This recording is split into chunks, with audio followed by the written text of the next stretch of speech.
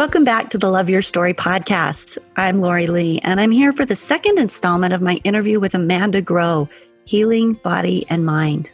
Amanda went through something that not very many women hopefully have to go through. We're dealing with maternal mortality rates, and she is a wife and a mother of 4 children, 1 daughter and 3 sons. And as she was giving birth to her last son, she experienced an extremely rare complication of childbirth known as the amniotic fluid embolism. She lost so much blood that her rapid blood transfusion nearly drained the hospital's blood supply. It was just going in and out of her as quick as they could get it in. It left her in a medically induced coma for a week. It caused her body to swell and bruise. She went from 150 pounds to 300 pounds. Tune in to last week's episode for the first part of her story, but today we're going to continue on and see how that story ends. And to be real honest with you, it doesn't really end. And that's one of the things that's important about this story is the acceptance of the healing of the body and the mind and the process that takes and the allowing that's involved. So here's the rest of the story.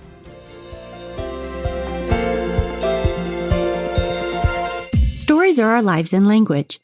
Welcome to the Love Your Story podcast. I'm Lori Lee, and I'm excited for our future together of telling stories, evaluating our own stories, and lifting ourselves and others to greater places because of our control over our stories. This podcast is about empowerment and giving you, the listener, ideas to work with in making your stories work for you. Story power serves you best when you know how to use it. You know, you said at one point in your writings, you said a crisis or trauma is not just one chapter in your life. It is a deep canyon that affects everything going forward from that point. Tell me a little bit about that, because it sounds like there were a lot of changes. How many of those mental and emotional changes, you said you're not able to do as much now as you could before. What does all of that look like? Well, I've gone through different stages of healing, almost different seasons of healing. And when I spent about 3 weeks in the hospital, and then when I came home from the hospital, it was like the honeymoon phase. And I was just so happy to be alive. And like everything was magical. Everything was beautiful. Like everything was, even though like there was still there was still physical pain and stuff, but I was just in this mental state of like euphoria that I didn't even really think it through that much. It was just so manageable. And I was just so happy to be alive. And then like kind of some reality sets in. I just remember like kind of everything that you used to do feels kind of meaningless for a while against the backdrop of life and death. And so I remember like having a hard time just like trying to do the day-to-day things, partially because, there's extremely limited energy and physical functioning when you're recovering from something like that. And I had an open wound for 110 days. So that's how long it took that wound to heal. Wow. How long did it take before the swelling went down, where you went from the 300 pounds to your regular weight? It's a fantastic weight loss program. I dropped from 300 pounds down to 150 pounds, but I wouldn't recommend it. I really wouldn't recommend that weight loss plan. But by the time I left the hospital, I want to say I was down to about 180 pounds. And just like it kind of just swelling reduced as I became healthier and as time passed. Wow. Well, that had to be hard just for getting around and feels like you could move. And I know everything felt heavy. My arms felt heavy. My legs felt heavy. And I mean, I had to fully regain in the hospital through physical therapy, all kinds of things. Like you don't even think about swallowing as being a skill, but after you've been intubated, you have to learn how to swallow again. And you have to do speech therapy and physical therapy, occupational therapy. And I am lucky. They say if you're young and healthy, when you hit a crisis like this, that your bounce back is going to be so much more manageable. Like it's not going to be as long of a road as if, it was a slow decline. For me, it was just a really fast trauma, and the recovery didn't take. I was able to walk again within, a week. Let's see, aftershock trauma, I was walking with a walker for a couple of days, and then eventually I could walk, but it like depleted my energy.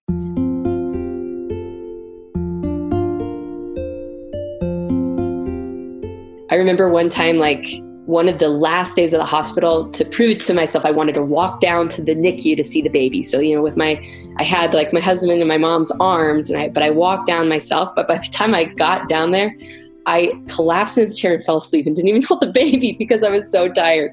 So it was like, okay, learn how to manage your energy in a smarter way. Such a long process. And the thing about those processes is that you have no idea what that's going to be. When did the mental and the trauma start to sink in? After the honeymoon phase, I kind of hit a good spot where I was like, okay, I really think I have my physical strength back now too. And so I'm healed. It's been 5 or 6 months and I'm back. Hallelujah. Hallelujah. And I went on a hike on the 6-month mark. I hiked like 7 miles and said like, I am victorious. Yeah. And that was the end of it. And that I could close that chapter. But, like I mentioned, a trauma is not just one event that you can survive and then tie a bow on it and be done with it forever. It affects everything going forward. And so I want to say about November, I started to feel kind of emotionally numb, which was strange. It kind of coincided with the holidays starting to come. I think maybe that expectation on myself that I was like, oh, this is the best time of the year and you've just survived and this should be like the most joyous holiday season you've ever had. But I just felt numb. I didn't feel kind of happiness or sadness. I was just kind of going through the motions and surviving. And that started to get really frustrating. And then every Christmas tradition started to feel really annoying to me because I was like, I guess part of it is like some of this stuff feels really meaningless and dumb and frivolous.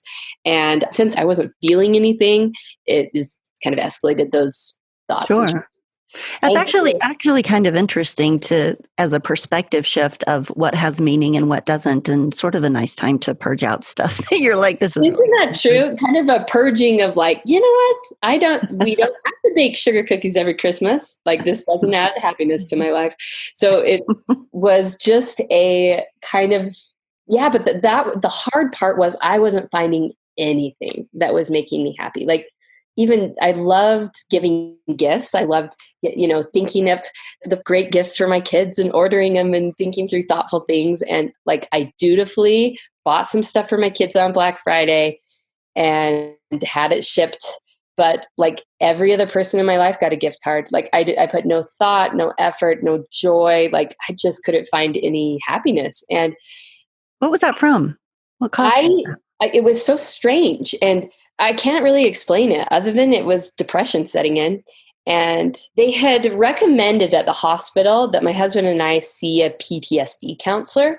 And it's really funny because we saw the PTSD counselor way before I was experiencing any PTSD stress, any kind of actual stress. But, they referred me to somebody. And my husband and I both showed up at the hospital and I realized that I had no idea where this person's office was. So we're wandering all around the hospital, which is the site of our trauma, mind you, to find this PTSD counselor. We finally get there and we go into the office and we sit down with this PTSD counselor and he says, "So Amanda, tell me about your journey with cancer." And I was like, "I have cancer?" And, so it's you felt really important. I was like, "I have cancer," and he's like, "Oh, I'm so sorry, wrong patient." And I was like, "Oh, you're the PTSD counselor." Anyway, if this man is listening, you actually really did help me learn some meditation things, and it's wonderful. But I wasn't ready for PTSD counseling at that point because I hadn't experienced post-traumatic stress yet. Like I really hadn't mentally or emotionally processed any of this, but I had a great story. So I told that story about the PTSD counselor about 100 times. Do they know? Because so many people suffer from that, the people coming home from war and, all of trauma situation, this comes up. And I'm asking this question simply because I don't know, but do they know what causes the mind and the heart to go into that kind of place of deadness? Is it just from a protective, I don't dare engage? What is that from? I honestly don't know either, but trauma has become fascinating to me. It makes me want to like dive into it and study it and read other people's accounts. But my therapist said, and I thought this kind of rang true. I don't know if it's like scientifically proven, but it rang true to me. She said, your body has to heal, and you mentally and emotionally have to feel safe before you can crash. And so for me, it was like I had to get through the physical recovery first. And it's almost like you get this like adrenaline rush of like peace and happiness that gets you through the physical recovery in my case, I guess I can't speak for everyone, but in my case, the mental and emotional crash didn't really happen until I'd physically recovered. That's fascinating and super interesting from an evolutionary standpoint of we can't handle everything at once, that it's staggered and yet a real and repetitive process. I know, because I can't fathom what it would be like to have to face the physical, like it's hard to get out of bed, and the mental, it's hard. Like it's hard to get out of bed. Like if you had both of those, I don't know how that would be terrible. So back to, I'm starting to feel numb, and I hit a couple of strange triggers that were so unexpected. But I read this article about a family, and the mom had twins that were in the NICU, and she was killed by a drunk driver on her way home from visiting her twins. And she had 4 other children at home, and it's like awful, devastating story. But the article I read was like, it's been a couple of years now, and it was showing how the family has healed. And the father had remarried and to this beautiful person who was like giving the family so much space for the memory of their mother, and was so respectful of her memory to the children. And she let, this mother who was no longer living be a part of the children's lives. And I thought it was so beautiful. And I didn't even fathom at the time that would be the worst possible thing I could have read, because all of a sudden my mind took that and looked at all of my weaknesses, all of the ways that I didn't have as much energy as I used to, and all the ways that I just felt like I was falling short as a mom and as a wife, and just like in my life in general. I just felt like this downer of a person compared to, the superhero that I used to feel like I was. And all of a sudden, I'm just bombarded by these thoughts of, it would be better if you had died. It would have been better for everyone if you had just died then and ripped the Band-Aid off fast for everyone. Don't you think that that's the adversary, though? That he's just looking for the first opportunity in which to keep pulling you down? I don't know what it was, but it was very real. And I think that because of that numbness, because of the beginnings of kind of mental illness and some imbalanced things, my mind grabbed onto that thought and just absolutely became consumed with it. And I was taking caffeine pills to get through the day, is kind of how I coped. So I would take 2 Excedrin in the morning, 2 Excedrin at noon, and then sometimes I would take another Excedrin in the kind of early, later afternoon. And so that I was just functioning, because I was like, I have to function. I have 4 kids. I've got to function. And I would get kind of this caffeine rush and just kind of buzz through the day, but feeling emotionally numb. And then by the end of the day, I would just absolutely emotionally fall apart. And so my husband, after, it'd been about a couple weeks of me just crying every night. And when I told him, we have a really good open relationship. And when I told my husband, I have a lot of thoughts about wishing I had died. And I was like, I don't have any plans to die now, but I feel like I wish I had died. And he, at that point, reached out to my post-intensive care team. And first of all, they said that it's really common for the holidays to be a trigger for women who have been through kind of a medical trauma, which I thought was really interesting. But they also said this is post-intensive care syndrome. It's the mental, emotional, and sometimes physical crash that happens in a delayed way after someone's been in the ICU. And I am just so fortunate. I have the best case scenario of care. It still baffles me. They said that if I hadn't been at this hospital, I would never have survived physically, because no other hospital in the state would have had enough blood on hand to save my life. But I feel the same way about my mental, emotional health too, because I had a place I could go. Most intensive care people have no aftercare. They're just dropped back into life.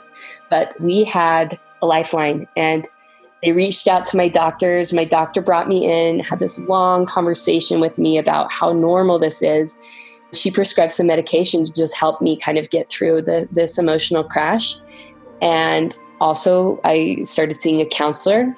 And little by little, as the medication has started to kind of work, and as I felt like I love the name of your podcast, Love Your Story. I feel like what therapy has done for me is allowed me to talk through my story and to try to understand. I think we as human beings need our stories to line up. We need them to make sense. And so that is what therapy has been for me, is a chance for me to sit down with a person whose whole job is to listen to me and help me make sense of my story. And I love that. And so I'm in such a better place a couple months later. I mean, what are we? We're, early spring now, and my crash really happened around the holidays. I'm in such a better spot, but it's because I reached out desperately for help, and I have leaned into every possible type of healing and help that I can find because I want to get better. And I have 4 kids that while I can't be the perfect do-it-all mom, I want to be able to at least mentally and emotionally be able to be there for them. Even if I can never physically be what I have the same level of energy, that's probably a good thing. We have much simpler lives now than we did before. We aren't always just here, eat this granola bar in the car while we run to the next thing. We're home more. It's quiet more. It has actually been a strange gift to our lives. But if I can't mentally and emotionally be there, that's a huge problem. So I'm leaning into every type of healing I can find. So if you had to name one that, if one of the listeners is relating to this and thinking, what were some of those healing processes that worked best for you, which one would you say? To be honest, I have found that writing is healing to me, but sharing my struggles has been meaningful to me. So I emerged into a strange reality where everyone I've ever known knew that I had a giant crisis. It follows me everywhere. Even now, I can't go to the grocery store without talking about this because everyone knows that I went through this thing. But people don't know that, when they see you reemerge into life, they assume you're back to 100%. And that's my least favorite question of all time. And I used to ask it too, are you back to 100%? Never ask that to someone who's gone through something because they feel like they're never going to be back to 100%. And so that's a tender spot. But for me, because I had such a public crisis physically, I started doing some writing, and I decided that if people benefited from seeing a physical miracle, seeing what it looks like for someone's body to fall apart and then be healed, that maybe they would also benefit from seeing someone's mind fall apart and find healing too. So the strange thing for me is being vulnerable and sharing the fact that my mind has been plagued with thoughts of wanting to die. That's not something a lot of people want to talk about. But for me, sharing that openly through that Facebook page that my parents created while I was in a coma, and it has been healing for me because being vulnerable brings out vulnerability in other people. And other people have reached out to me and said, I have felt some of those same feelings, and this is what helped me. And even if there's no actual, this is the recipe to get out of it, the fact that you don't feel alone, I think, is the biggest piece of recovering from mental illness. I mean, with the just tiny taste of it that I've had, you just need to, there's some times when you just can't be comforted. There's nothing anyone can do that can make you feel better. The only thing that slightly helps is knowing that you're not alone. It's so wise and it's so true. You're talking about the power of sharing your story. And especially when it's something traumatic, oftentimes in order to love your story, in order to move forward and find, the things that you learned and the positive things that came about because of some traumatic event, you have to share that openly. You have to be able to talk about it. And it does multiple things. Like you said, it helps others, but it also helps you because you're that vulnerability and that openness is connecting. So that's a two-way thing. But then also learning how to say it out loud makes it more real, helps it clarify your experience for you. It helps you accept things that once they're said verbally and out loud, and you've seen that it's not the end of the world and that a bunch of judgment doesn't fall on you, or, whatever it is. There's lots of things about telling your story that help you to love it, and you have to love it to be able to move forward. Amen to all of that. It is so true that writing it out, sharing it, speaking it out helps make it meaningful. And if you can make your story meaningful, you can find the purpose to move forward. And so, I had to mourn out. I think you have to grieve when you've had a trauma, even if you didn't actually lose someone in the process, you still have to grieve the loss of your old life and the loss of things that are outside of your control. The loss of the feeling that you have control over life, that's something you have to grieve. And when you realize you have absolutely no control over life and death, and that's a wake-up call. But telling my story has been healing. And of course, I have found some essential oils I like. I have found meditation. Talk therapy. Talk therapy has been so helpful to me. I feel like the medication has helped. All of these things are so critical. They're just like different pieces to the recovery. And I read somewhere that depression is a disease that thrives in the dark, but shrinks in the light. So for me, sharing and speaking openly about my mental struggles has brought it out into the light and has allowed it to shrink and make it feel manageable, like something that I can handle. So how are you doing now then? It's an ongoing process. Like you said, the things that happen to you change your life. It's not just a season. It's going to affect everything moving forward. And it's that ongoing of traversing the things that, you get to go through. So where are you at in that? Physically, the thing that has lingered is chronic headaches. And I hated the word chronic because I was like, chronic sounds like something that's never going to go away, but I'm owning it now. Just since the coma, my brain gets overstimulated easier. And they say I had actual mental delay, kind of brain delay at first. I don't feel that as much now, but my head hurts. But thanks to that wonderful doctor, my post-intensive care doctor got me to a doctor of internal medicine who's helping me balance that out and find a solution that can help me cope with kind of my chronic headaches. I just have to be kinder and gentler to myself in terms of like what I can handle, because being overstimulated and having too much going on really spirals me into just like headache, misery. And so I just have to be more careful. If I have a big day where I have a lot going on, I have to follow it with like maybe a more low key day where I'm just around my house and I can have silence. I used to be someone who like crammed a podcast or an audiobook into every second of my day. Like I was just hungry to hear and learn. And I still have that hunger. I think that part of me didn't die, but I need silence more often. And so I just have to choose more wisely, like find more quality podcasts, make sure that what I'm listening to are fantastic podcasts like yours. But I just have to make sure that what I'm going to invest my mental energy in is going to be the thing that will be the most healing to me, that will do the most good for my soul. Because I do need long stretches of silence, and sometimes I need naps. I need 8 hours of sleep. I can't live in that crazy world where I thought I'm superhuman and I only need 5 hours of sleep. I need sleep. So if I don't... It kind of sounds like a blessing to slow down and be present. Isn't it strange? But it's very hard to weed your life out on your own without something like this. But I'm so impressed with the people that do. Because for me, I would never have weeded my life out unless I was forced to. I can see now all of the temptations to fill the life back in with busyness, and that busyness is like this badge of honor. But I am trying really hard to say no when I can and focus on say no and not feel guilty about it. I still have the letters ICU, which get you out of a lot of things. Like I've recently been in the ICU, so I can't.